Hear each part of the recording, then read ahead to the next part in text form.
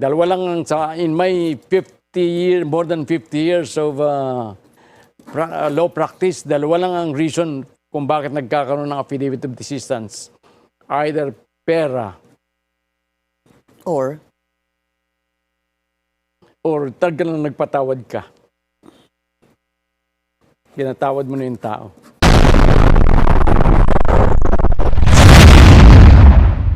actually appeared in the redacted version of the International Criminal Court's prosecution's pre-confirmation brief. I understand that this came out a month ago, sometime September 23.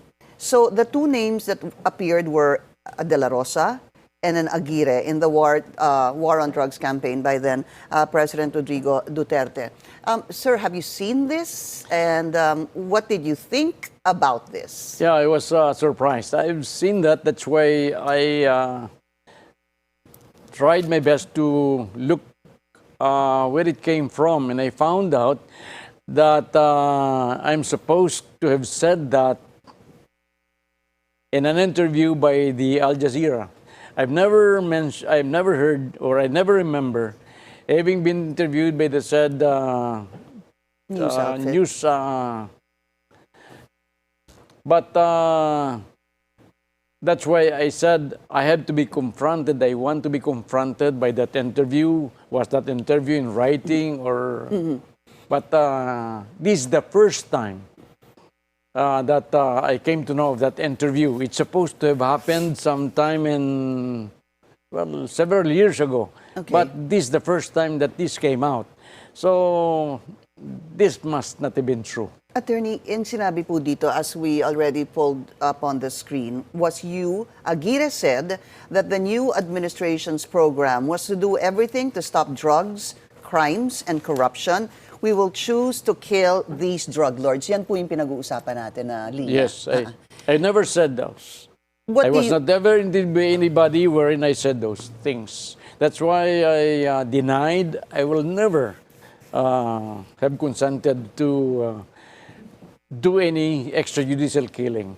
As a matter of fact, for the information, and I believe that nobody yet knows this, I was the one who brought the relatives of Kian de los Santos, Carl Arnaiz, and Kulot de Guzman. They are the teenagers who were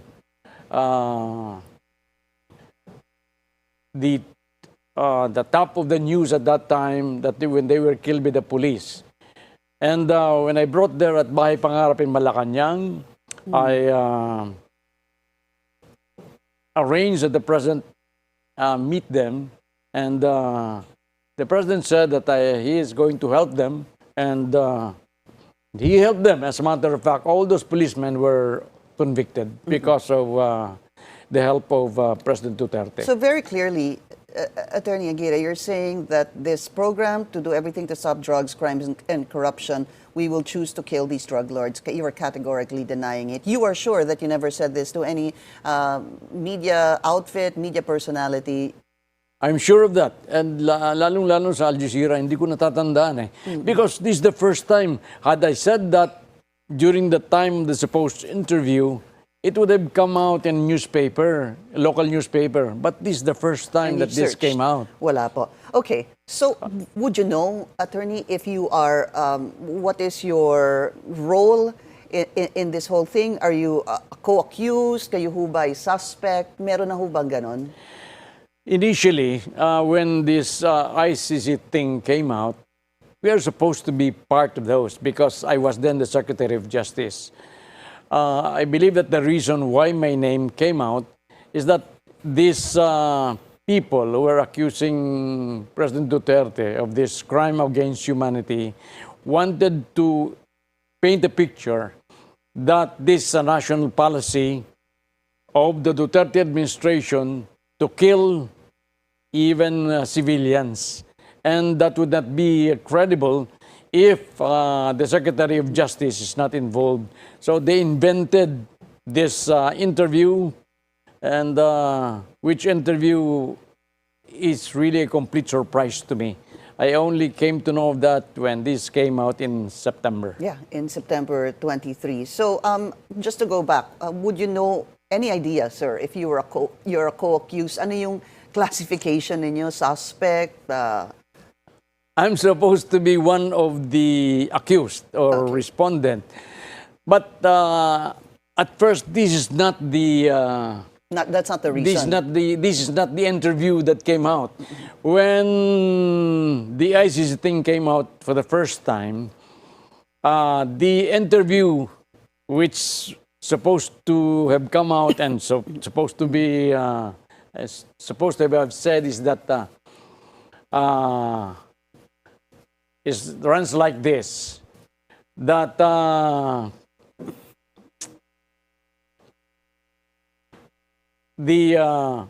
these drug lords are not part of humanity. That is it was, I believe, the ex-Senator Trillanes who said this, and who, Okay. but what I really said is that you could not equate drug lords with humanity. Not equate. You could not equate drug lords with humanity. Okay. And then Senator Trillanes more or less said that drug lords are not part of humanity. I never said that. And what exactly do you mean when you say you cannot equate drug lords with humanity? Well, humanity is supposed to be the whole population of the world or of the Philippines. And the criminals could not be equated with humanity. Criminals could But, not be equated with humanity? The criminals could not be equated with humanity because there are other persons aside from criminals. That's what I mean. Simple. In other words, yung a few criminals, could you equate that with humanity? They are part of humanity, but you could not equate humanity with criminals. That's the simple thing that I mean when I said that. And you still stand by that? You still stand by that? Yes, That you cannot because equate I criminals think with it's humanity? part of my freedom of speech. You could not be faulted for saying what is in your mind, as long as it would not in any way be detrimental to the rights of the others. It's part and parcel of your freedom of speech. Should you have been, do you think, sorry, sir, excuse me, looking back, do you think you should have been more careful, possibly, when uttering certain sentences or thoughts, or your thought process to the media or to the public, knowing that you were the DOJ secretary? Well, perhaps you might be right there, but I really don't see anything wrong with when I said that drug lords are not.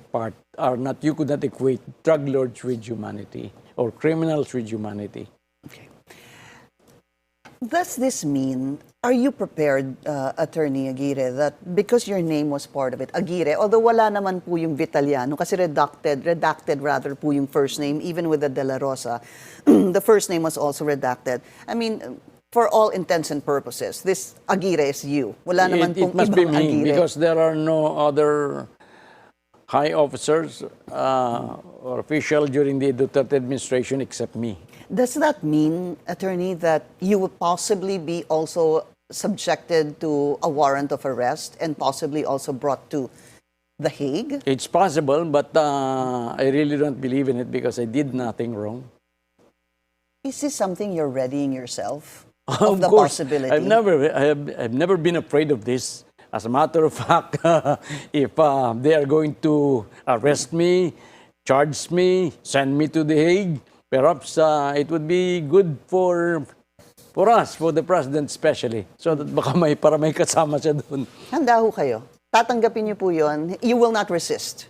You will not fight it. I will fight it. Of course, I'm going to resist because I believe that this government, or any government for that matter, has no right to send a Filipino citizen to be tried by a foreign tribunal. I'm going to resist, of course. And you're ready to do that. But if my resistance is not enough and they are successful in bringing me there, so be it. Meron na ho ba kayong abogado? Meron na ho ba kayong naisip na abogado para sa inyo sakaling this happens? I don't think I could afford a lawyer of the caliber of Kaufman. So, somebody is offering to help me. He is a bar-top notcher, but of course, you have to spend also.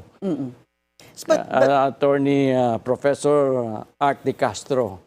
Attorney Art De Castro. He's an a very good, he's a bar-top notcher, very, a prolific author of several law books. Okay. Weren't you a bar top notcher too?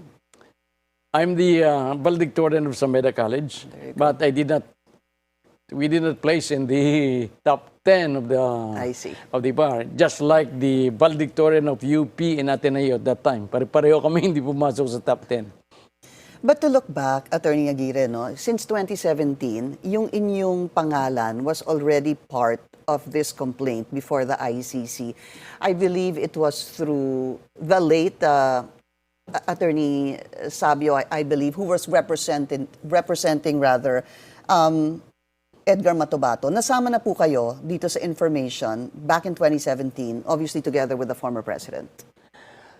Kasama ako dyan, pero I really don't know kung sino ang complainant noon. But hindi ba si attorney, sino ba? I Attorney think it's Jude Sabio. Sabio. I think he later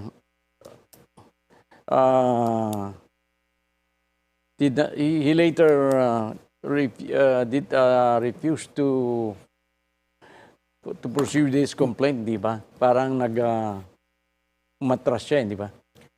We're gonna still lots to talk about with the former Justice Secretary, Attorney Vitaliano Aguirre. We will be right back. Stay tuned. This is On Point.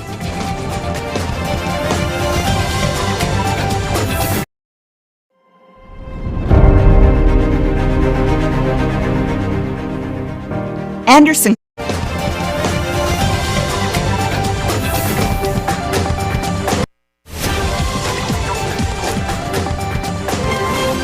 Welcome back. Still with us, former Justice Secretary Vitaliano Aguirre. Sir, knowing that the former president has been in The Hague since March, and we haven't really seen him since his first appearance, I think it was March 14, yung confirmation of charges po hindi natuloy, and there is this motion by the defense saying he's unfit to stand trial. What are your thoughts moving forward, sir, dito po sa pinagdadaanan na complaint? Or I don't know if it's kaso ho ba ni dating Pangulong Rodrigo Duterte? Well, nakakawa din si President, PRRD. Kasi he's already old. Even before he was taken there was the time when we were together in an LDP meeting where talagang nasa na siya, nasa wheelchair na siya. Hindi na siya makatindig while delivering this speech. Hindi na siya tumindig. So that was months before he was taken to The Hague. Kaya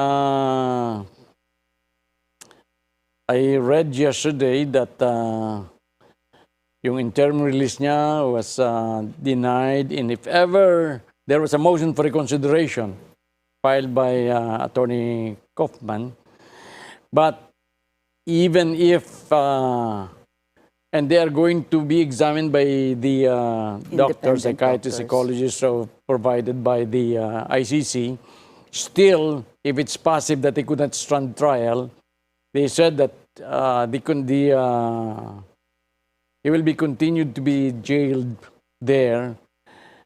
That's and, one thought. he will be examined 3 months after, or 6 months every after. 3 months to show whether he's fit for trial. But there was we know already that he fell down and lost consciousness. But this has to be considered. He's an 80-year-old man, and mahina na, may mga sakit, so many comorbidities. Kaya dapat siguro na bigyan siya ng house arrest. Hindi siya sanay nung nagsosolo. Di ba, wala siyang matawag na nurse or a nursing aid doon sa tabi niya. So, I think We will await the decision of the ICC regarding that kasi ang sabi po nila, the 3 medical experts should submit a report by October 31. October 31. Tapos meron pong 5 days ang prosecution and counsel for the victims to comment. So that's around November 5. And we will see what kind of decision ang lalabas po dun sa ICC pretrial chamber. So this is one possible case, sir, that you also might be facing. And I was trying to, look back at some of the cases that you are facing now. Meron ho kayo supposed to be before the office of the ombudsman now. Yung pong final ni dating senador, now Congresswoman Laila de Lima. Yes. Okay. The CA case she filed was already dismissed. It's only the Supreme Court says that she filed na nandun pa. I think she filed a motion for reconsideration. It's supposed to be been dismissed by the Supreme Court already. Because She filed a motion for reconsideration before the Court of Appeals, and then the Court of Appeals remanded it back to the Office of the Ombudsman. dalawa yun eh. Sa Court of Appeals, yun yung administrative aspect. Sa Supreme Court, yun yung criminal aspect. Yung sa Court of Appeals, already dismissed. Okay. Yung sa Supreme Court, I think it was already dismissed, but she filed a motion for reconsideration. I see. Pending, obviously, now, itong sa CA, yung admin case. That Wala was- na yung admin case. Oh, I see. Yeah.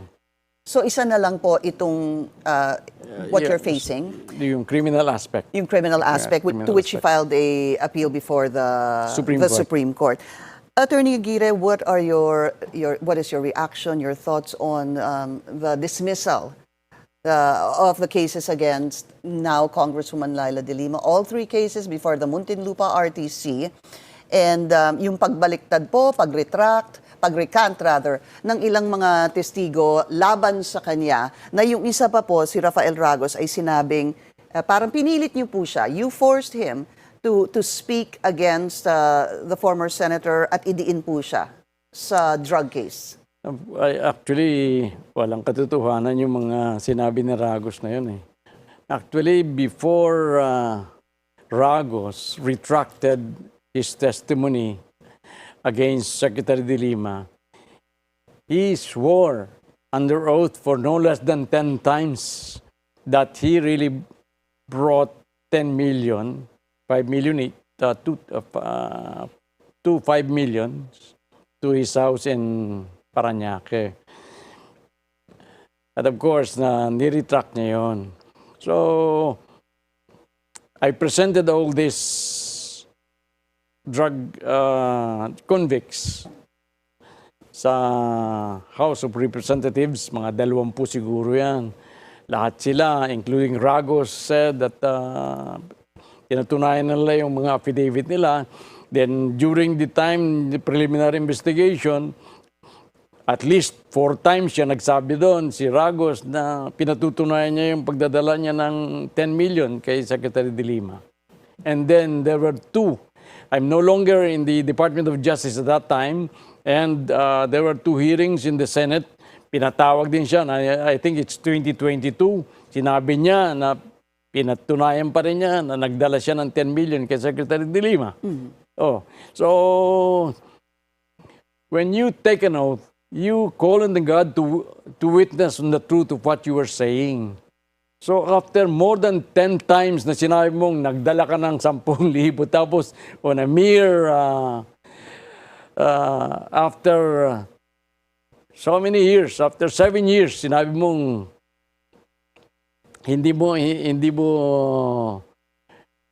totoo yung sinabi mo. That shouldn't be given any weight by the court. Kasi yung retraction, yan ang pinakamadaling gawin eh. Ginagawa ang retraction pag ikaw ay, dalawa lang in my more than 50 years of law practice, dalawa lang ang reason kung bakit nagkakaroon ng affidavit of desistance. Either pera Or talagang nagpatawad ka? Pinatawad mo na yung tao. I see. So, yung sinasabi po ni Rafael Ragos that you, well, basically, tinakot niyo po siya, you threatened him to implicate Laila de Lima, you're basically saying that's all a lie. That's a lie. Kitang-kita mo naman dun sa, when he was being interviewed, hindi ko alam yun eh. It was only in 2024 that I came to know that the taking of the affidavit of Ragos was video. It's in a video.